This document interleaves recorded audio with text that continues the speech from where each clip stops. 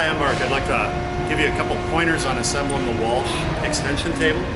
It'll come flat packed with 2 leg assemblies like this, the base of the table, and then the hardware pack consisting of 8 rods like this, 8 of these little nuts, and 8 of these washers, and a couple of these little wrenches. The easiest way we've found to put them together is to start here, get these in place. They're going to go in quite a ways. And then you can start with the nut right on top of it. Now the whole assembly will slide into place. They are marked A and B for easy reference.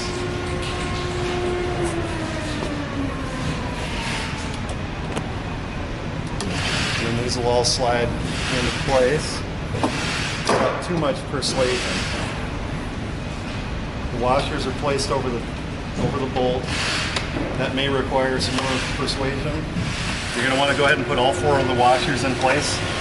That'll help you keep it from sliding around on you.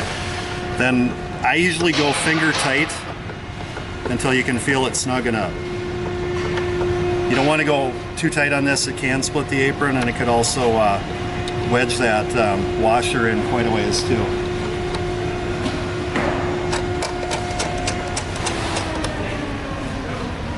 Now this part's just kind of a little fussing around.